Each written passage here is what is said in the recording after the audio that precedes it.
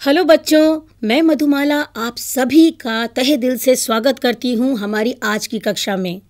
तो बच्चों, आज हम कक्षा 9 की हिंदी पाठ्य पुस्तक क्षितिज से काव्य खंड के अंतर्गत आने वाली कविता जिसका शीर्षक है ग्राम श्री और जिसके कवि हैं सुमित्रा नंदन पंत जी, आज हम इसी की चर्चा करेंगे।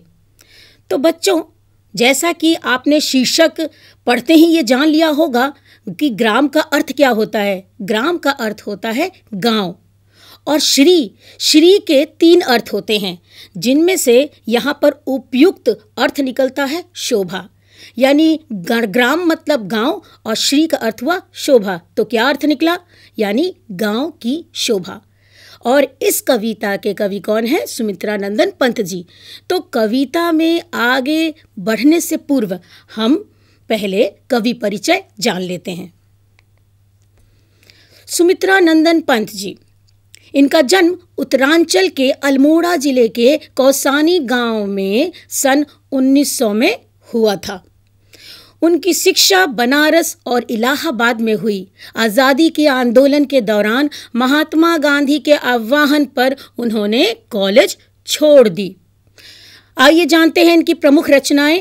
वीणा, ग्रंथि, गुंजन, ग्राम्या, पल्लव, युगांत, स्वर्ण किरण, स्वर्णधुली, कला और बूढ़ा चांद, लोकायतन, चिदंबरा। तो ये इनकी प्रमुख रचनाएं थी। आइए जानते हैं उन्हें कौन कौन से पुरस्कार से सम्मानित किया गया। साहित्य अकादमी पुरस्कार, भारतीय ज्ञानपीठ पुरस्कार और सोवियत लैंड नेहरू पुरस्कार से इन्हें नवाजा गया। बच्चों, पंत की कविता में प्रकृति और मनुष्य के अंतरंग संबंधों की पहचान है और उन्होंने आधुनिक हिंदी कविता को एक नवीन अभिव्यंजना पद्धति एवं काव्य भाषा से समृद्ध किया।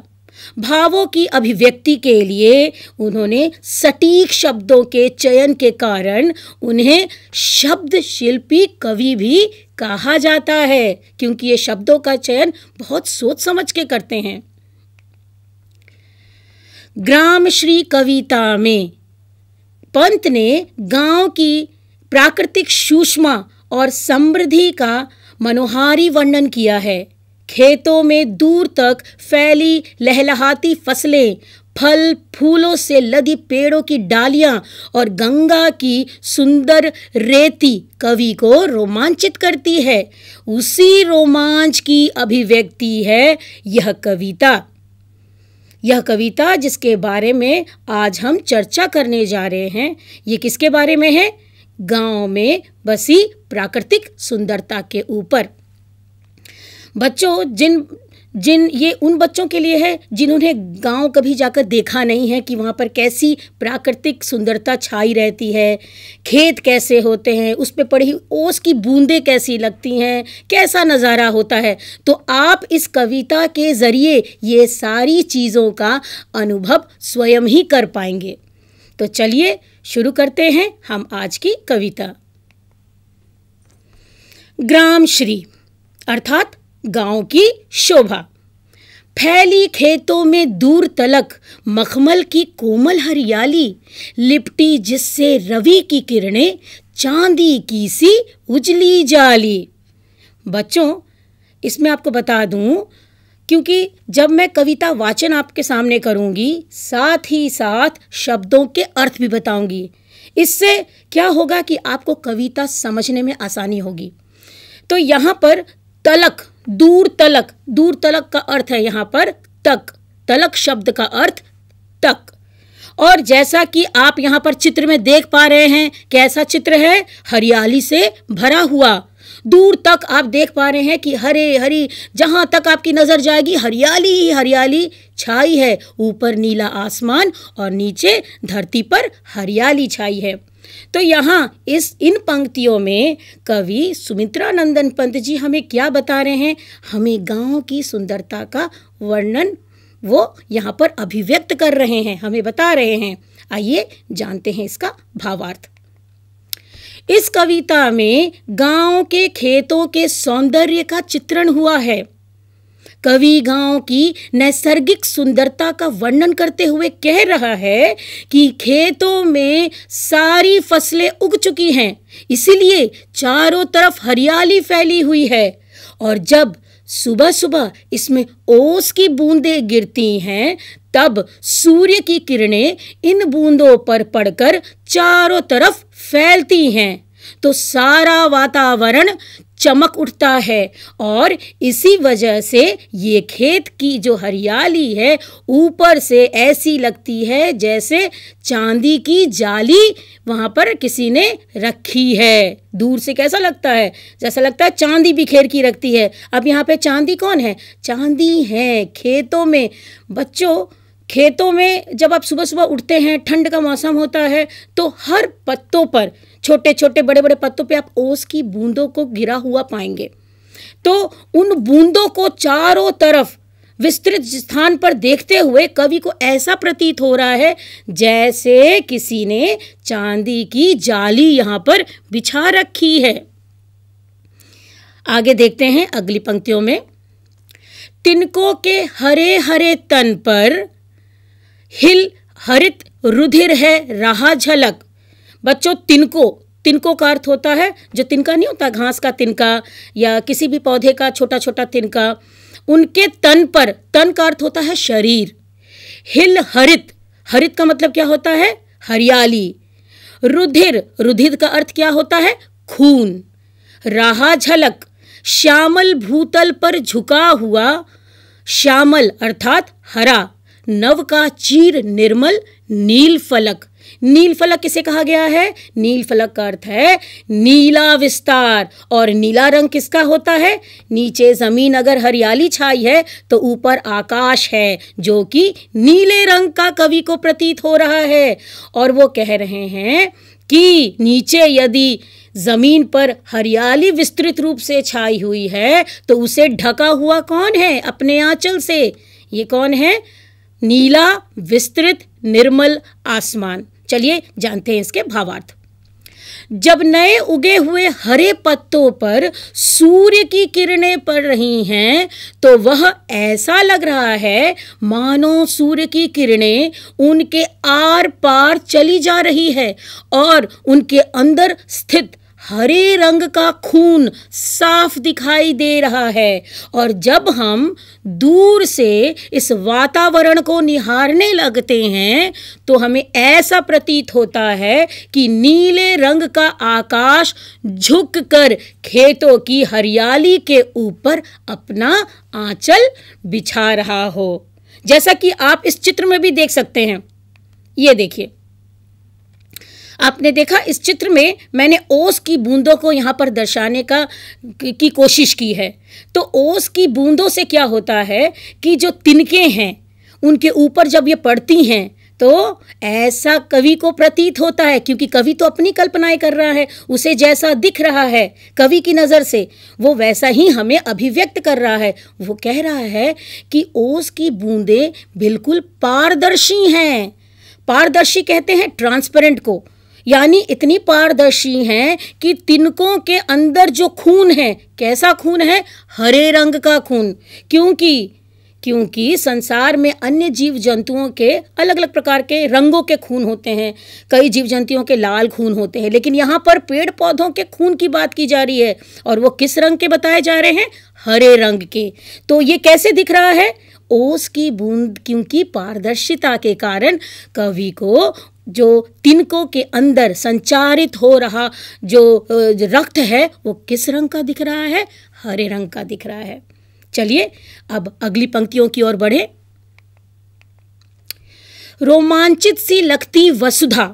रोमांचित का अर्थ होता है प्रसन्न, और वसुधा है पर्यायवाची शब्द भूमि का, पृथ्वी का। आई जौ गेहूं में बाली।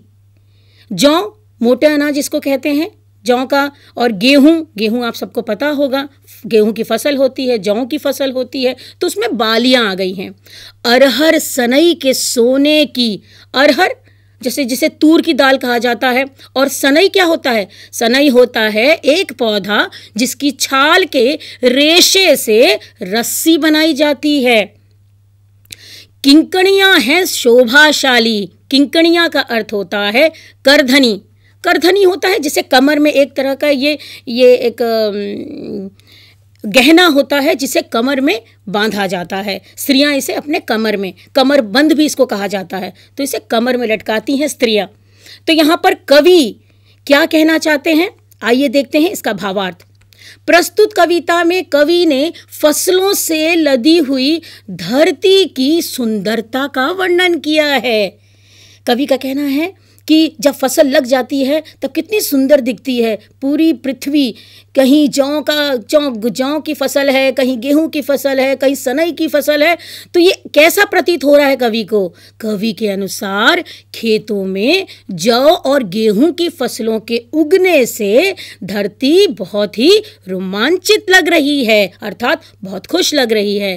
अरहर और सनई की फसलें इस तरह लग रही हैं मानो वे सोने की करघनी हों, जो किसी युवती, कौन सी युवती? धरती रूपी युवती की कमर में बंधी हुई हो। देखिए यहाँ पर कवि की कल्पना कितनी सुंदर है। आगे बढ़ते हैं अगली पंक्तियों की ओर। उड़ती भीनी तैलाक्य गंध, फूली सरसों पीली पीली, लो हरित धरा से झांक रही, नीलम की कली तीसी नीली। बच्चों यहाँ पर भीनी शब्द का अर्थ बताया गया है, यानी भीगी हुई, यानी मीठी मीठी। कहते हैं ना वर्षा के दिनों में मिट्टी की भीनी भीनी खुशबू आती है, अर्थात मीठी मीठी सी खुशबू आती है। और तैलाक्य का शब्द का अर्थ है तेल, और गंध का अर्थ क्या हुआ? खुशबू। तो फूली सरसों पीली पीली, यहाँ पर आप देख सकते हैं, मैंने चित्र यहाँ पे दिखाया गया है कि सरसों के यहाँ पर पौधे हैं, कितने सुंदर लग रहे हैं, पीले पीले। और क्योंकि आप सबको पता है कि सरसों से क्या निकलता है? सरसों का तेल। और नीचे जो चित्र दिया गया है वो है तीसी का, यानी अलसी का। तो अलसी का भी तेल निकलता है। तो ये तेल की खुशबू के बारे में यहाँ पर कवि चर्चा कर रहे हैं। देखते हैं इसका भावार्थ। हवा के चलने से हिल हिल कर मधुर ध्वनि उत्पन्न कर रही है। क्या ये एक सुंदरता का प्रतीक माना जा रहा है कि जब हवा चल रही है खेतों में तो क्या हो रहा है? जो अनाज हैं, जो सरसों के, तीसी के जो पौधे हैं, ये क्या हो रहे हैं? वे अपने ही मंद गति से हिल रहे हैं और एक ध्वनि उत्पन्न कर रहे हैं। और सरसों के फूलों के खिल जाने से पूरे वातावरण में एक तेल की खुशबू अपने आप ही बह रही है, जो धरती की प्रसन्नता को बता रही है। और इस हरी भरी धरती की सुंदरता को बढ़ाने के लिए उस तीसी के नीले फूल भी अपना सिर उठाकर झांक रहे हैं। तीसी के नीले फूल नीलम पत्थर के नगीने की तरह दिख रहे हैं। तो देखा बच्चों, कवि कह रहे हैं कि प्रकृति की शोभा तो देखते ही बनती है। जो तीसी के जो फूल हैं, किस रंग के फूल थे? मैंने आपको अभी चित्र में दिखाया था, वो थे नीले रंग के फूल। तो कवि को ऐसा लगता है, कवि ऐसा प्रतीत करते हैं कि जो तीसी के जो फूल हैं छोटे छोटे नीले नीले, ये मणि की तरह, यानी नीलम की तरह, नीलम एक तरह का पत्थर होता है, तो ये उस रत्न की तरह उन्हें प्रतीत हो रहा है। और धरती कितनी सुंदर प्रतीत हो रही है, अच्छी लग रही है, आंखों की शोभा बढ़ा रही है। चलिए आगे अब अगली पंक्तियां देखें। रंग रंग के फूलों में रिलमिल हंस रही सखियां मटर की, मखमली पेटियों से लटकी छीमियां छिपाए बीज लड़ी। बच्चों अब यहाँ पर जैसा कि आप चित्र में देख रहे हैं, चित्र में क्या दिखाया है कि फलियां, यानी मटर की फलियां झुंड में उगी हुई हैं। और नीचे तो उन छीमियों से, छीमियों का अर्थ होता है फलियां, उनमें से मटर के दानों को भी निकाला गया है। तो यहाँ पर कवि प्राकृतिक सौंदर्य को निहारते हुए कह रहा है कि यहाँ तो फल फूल भी क्या कर रहे हैं, पृथ्वी की शोभा बढ़ा रहे हैं, सुंदरता की। और यहाँ पर जो मटर की फलियाँ हैं, ऐसा लग रहा है कि वो सखियों की तरह खड़ी हैं। ठीक है, छीमियाँ, इसका अर्थ मैंने बता दिया, अर्थात फलियाँ। चलिए देखें कि कवि का क्या आशय है। प्रस्तुत पंक्तियों में कवि ने खेत में रंग बिरंगी फूलों की सुंदरता का वर्णन किया है। कवि कह रहे हैं कि विभिन्न रंगों के फूलों के बीच क्या उगे हैं, मटर की फसलें खड़ी होकर हंस रही हैं। मटर के पौधे ऐसे लग रहे हैं जैसे सखियां मखमल की पेटियों में बीज छुपाकर खड़ी होकर हंस रही हैं। अर्थात कवि ने ये अभिव्यक्त करने की चेष्टा की है कि क्या कर रही हैं मटर की छेमियाँ, ऐसा लग रहा है कि वो एक संदूक लिए खड़ी हैं, एक पेटी लिए खड़ी हैं।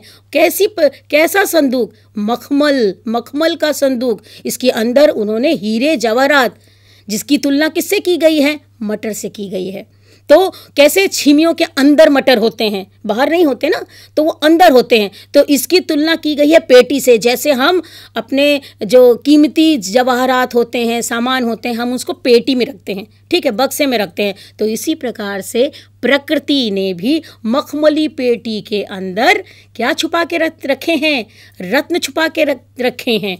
ये कवि की कल्पना है। चलिए अब आगे बढ़ते हैं अगली पंक्तियों की तरफ। फिरती है रंग रंग की तितली, फिरती है रंग रंग की तितली, रंग रंग के फूलों पर सुंदर फूले फिरते हैं फूल स्वयं, उड़ उड़ वृंतों से वृंतों पर। तो बच्चों, जैसा कि यहाँ पे चित्र में आप स्वयं ही देख सकते हैं कि कितनी सुंदर और रंग बिरंगी तितलियां हैं। और तितलियों के साथ किस चीज़ की चित्र है वहाँ पर फूलों के चित्र हैं, क्योंकि जहाँ फूल होते हैं वहीं पे तितलियां होती हैं। तो आइए इसके शब्दार्थ पहले जान लेते हैं। फिरती हैं यानी घूमती रहती हैं, रंग रंग की तितलियां यानी विभिन्न रंग की तितलियां, रंग रंग के फूलों पर। अब यहाँ पर फूलों की चर्चा की जा रही है कि अलग अलग फूलों पर फूले फिरते हैं फूल स्वयं, यानी स्वयं फूल ही ऐसा लगता है कि वो उड़ रहे हैं इधर उधर, और उड़ उड़ वृंतों से वृंतों पर। वृंतों का अर्थ यहाँ पर है डंटल। डंटल होती है ना, जब फूल ऊपर खिला रहता है तो नीचे हरे रंग की क्या होती है, वो डंटल होती है। ठीक है, आइए जानते हैं इसका भावार्थ। प्रस्तुत पंक्तियों में कवि ने खेत में रंग बिरंगी तितलियों की सुंदरता का वर्णन किया है। रंग बिरंगी तितलियां रंगीले फूलों पर उड़ रही हैं, और हवा के झोंकों से जब फूल एक डाली से दूसरी डाली को छूते हैं तो लगता है कि वे खुशी से फूले नहीं समा रहे हैं। कहने का भाव यह है कि कवि की कल्पना सजग हो उठी है, जिसमें उन्होंने रंगों से भरे वातावरण का बड़ा ही मनोहारी चित्रण किया है। बच्चों, इन पंक्तियों में कवि ने क्या बताने की चेष्टा की है कि उन तितलियों और उन फूलों को देख करके कवि को ऐसा प्रतीत हो रहा है मानो कि फूल स्वयं ही उड़ उड़ के इधर उधर घूम रहे हैं, क्योंकि रंग बिरंगी तितलियां भी हैं, रंग बिरंगे फूल भी हैं। तो कवि को देखने में ऐसा लग रहा है कि फूल स्वयं ही उड़ उड़कर दूसरे फूलों के पास जा रहे हैं। आइए बढ़ते हैं हम अगली पंक्तियों की तरफ। अब रजत स्वर्ण मंजरियों सी, अब रजत स्वर्ण मंजरियों से लद गई आम्र तरु की डाली, झर रहे ढाक पीपल के दल, और हो उठी कोकिल मतवाली। तो बच्चों, सर्वप्रथम हम इसका शब्दार्थ जानेंगे, जिससे हमें कविता को समझने में आसानी हो जाएगी। तो यहाँ पर आप देख सकते हैं, अब रजत, रजत का अर्थ होता है चांदी, और स्वर्ण का अर्थ क्या होता है, यानी सुनहरा यानी सोने के। तो अब रजत और स्वर्ण दोनों के रंग तो अलग होते हैं, है ना, वो पीले रंग का होता है, ये थोड़ा सफ़ेद रंग का होता है। मंजरियों सी, अब यहाँ पर पीले रंग का सफ़ेद रंग की तुलना किससे की गई है? मंजरियों से की गई है। मंजरियाँ किसे कहते हैं? यानी बीज को कहते हैं, उस फूल को कहते हैं जो कि आम्रतरु यानी आम के पेड़ पर लद गई है और देखने में कैसी प्रतीत हो रही है?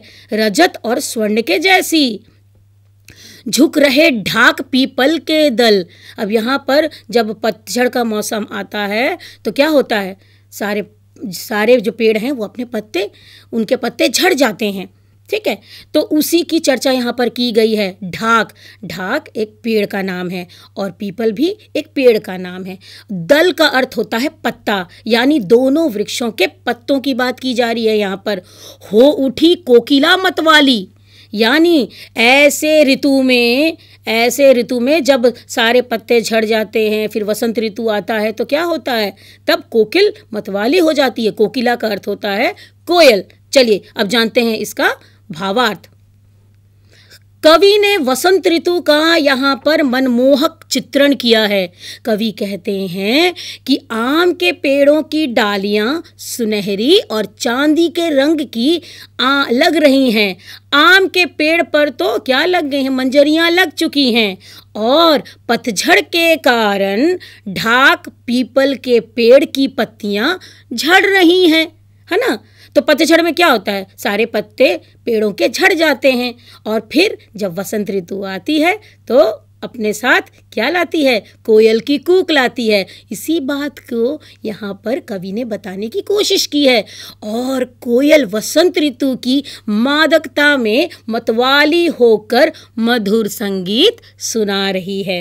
तो यहाँ पर आपने देखा बच्चों कि किस प्रकार से हर ऋतु का यहाँ पर वर्णन किया गया है कि कैसे पतझड़ आता है, उसके बाद वसंत ऋतु आता है, कैसे धरती का श्रृंगार हर पल बदलता रहता है। उसी सुंदरता का बखान कवि ने अपनी इस कविता में किया है।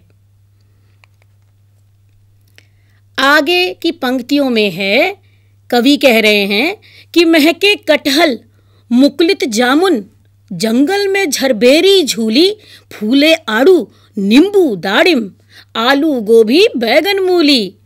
तो यहाँ पर आपने इन पंक्तियों को पढ़ा तो आप समझ गए होंगे कि अब यहाँ पर हम जितनी भी सब्जियाँ हैं उन सब की चर्चा करेंगे, क्योंकि इन पंक्तियों में उसी की सुंदरता का वर्णन किया गया है। महके कटहल, महके यानी खुशबू देना।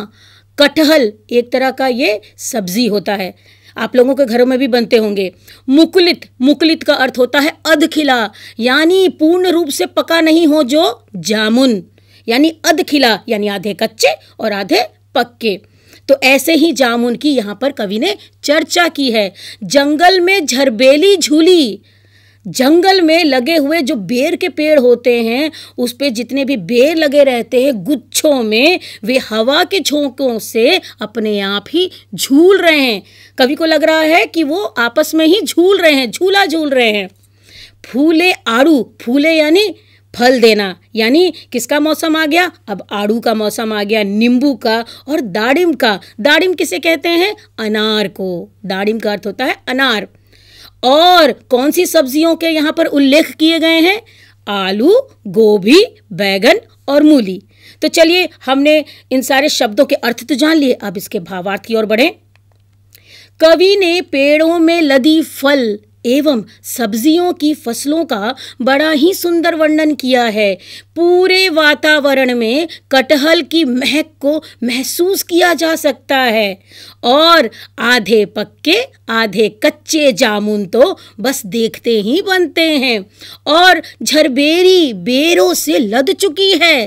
खेतों में कई तरह के फल एवं सब्जियां उग चुकी हैं, जैसे आलू, नींबू, अनार, गोभी, बैगन, मूली इत्यादि। तो आपने देखा प्रकृति की छटा निराली है, चाहे वो फसल हो, चाहे वो सब्जियां हो, चाहे वो फल हो, हर चीज़ से प्रकृति का श्रृंगार अद्भुत लगता है। तो कवि अपनी कल्पना में यही बता रहे हैं कि किस प्रकार से खेत विभिन्न विभिन्न चीज़ों से सजा हुआ है, उसकी कैसी गंध आ रही है। जैसे कटहल पक गए तो उसकी अलग खुशबू आती है, जामुन पकने वाले हैं उसकी अलग खुशबू आती है। तो कवि ने यहाँ पर हर चीज़ के बारे में हमें बताने की कोशिश की है। आगे बढ़ते हैं। तो बच्चों, उम्मीद करती हूँ कि हमारे इस पाठ का यानी ग्राम श्री का पहला भाग जिसकी चर्चा आज हमने की, आप लोगों को यह भली भांति समझ में आ गई होगी। तो चलिए इससे संबंधित प्रश्न उत्तर को जरा एक बार देखें। कविता में किस मौसम के सौंदर्य का वर्णन है? अब तक हमने जितनी भी कविता ये पढ़ी है, जितनी भी पंक्तियाँ पढ़ी हैं, उसमें आप यहाँ पर कवि ने किस मौसम के सौंदर्य का वर्णन किया है? जानते हैं इसका उत्तर? कविता में सर्दी के मौसम के सौंदर्य का वर्णन है। इस समय गुलाबी धूप हरियाली से मिलकर हरियाली पर बिछी चांदी की उजली जाली का एहसास कराती है और पौधों पर पड़ी उस हवा से हिलकर उनमें हरा रक्त होने का भान होता है। जैसा कि मैंने आपको पंक्तियों में समझाया था कि जब ओस की बूंदें तिनकों पर पड़ती हैं तो कवि को ऐसा आभास होता है कि पत्तों के जो अंदर जो रक्त प्रभावित हो रहा है, प्रवाहित हो रहा है, वो किस रंग का है? हरे रंग का है। तो इसी के बारे में यहाँ पर उसी सुंदरता के बारे में कवि ने बताया है। आगे अगला प्रश्न देखें। तिनकों पर ओस की बूंदें देखकर कवि ने क्या नवीन कल्पना की है और क्यों की है? अब देखिए, कवि ने जब ओस की बूंदें देखी फसलों के ऊपर, सारे खेत में हर जगह पे सिर्फ ओस की बूंदें छिटी हुई हैं, ऐसा लग रहा है किसी ने बिखेर दी हैं, तो कवि ने क्या कल्पना किया? उसी कल्पना के बारे में इस प्रश्न में पूछा गया है। उत्तर देखते हैं। तिनकों पर ओस की बूंदों को देखकर कवि ने हरे रक्त की नवीन कल्पना की है, क्योंकि तिनकों के ऊपर पड़ी ओस की बूंदें क्या कर रही हैं? हवा से अपने आप ही हिल डुल रही हैं और इससे बूंदें तिनकों के हरे रक्त सी स्वयं प्रतीत हो रही है। अगला प्रश्न देखें। धरती रोमांचित सी क्यों लगती है? यह रोमांच किस तरह प्रकट होता है? अर्थात कवि यहाँ पर यह पूछना चाहता है कि क्यों धरती रोमांचित लगती है, किस बात के लिए इतनी प्रसन्न लगती है और वो अपनी प्रसन्नता को किस प्रकार जाहिर करती है, किस रूप में जाहिर करती है? उत्तर देखते हैं। धरती रोमांचित सी लगती है। क्यों लगती है? क्योंकि गेहूं और जौ की बालियां अब आ गई हैं, जिस तरह रोमांचित होने पर हमारे शरीर के रोए खड़े हो जाते हैं, है ना, उसी प्रकार से धरती पर गेहूं और जौ की बालियों में जो दानों पर लगे नुकीले भाग होते हैं, जब वो कवि उसे देखता है तो लगता है कि यह धरती के रोए हैं, यानी रोम हैं, और जिनसे उनका रोमांच प्रकट हो रहा है। बढ़ते हैं अगले प्रश्न की तरफ। तितलियों के उड़ने से वातावरण पर क्या प्रभाव पड़ रहा है? इस दृश्य को देखकर कवि क्या अनूठी कल्पनाएं कर रहा है? तो जब तितलियां फूलों पर उड़ रही थीं तो उसको देख करके कवि ने क्या कल्पना की, कैसे उसकी अभिव्यक्ति की, तो उसी के बारे में यह प्रश्न है। उत्तर देखें। पेड़ पौधे एवं फसलों पर रंग बिरंगे सुंदर फूल खिले हैं। यह फूल हवा के साथ घूम रहे हैं। तितलियां उड़ती फिरती एक फूल से दूसरे फूल पर आ और जा रही हैं। इससे वातावरण अत्यंत सुंदर बन गया है और इसको देखकर कवि यह कल्पना करता है कि स्वयं फूल ही उड़कर एक डाली से दूसरे डाली पर जा रहे हैं। तो बच्चों, उम्मीद करती हूँ कि आज हमने जो कविता पढ़ी है उसे आप भली भांति समझ गए होंगे। हमने इसके साथ ही साथ शब्दों के अर्थ भी जाने, कविता वाचन किया और भावार्थ पर भी चर्चा की। तो इसी के साथ अब मुझे विदा दीजिए। धन्यवाद।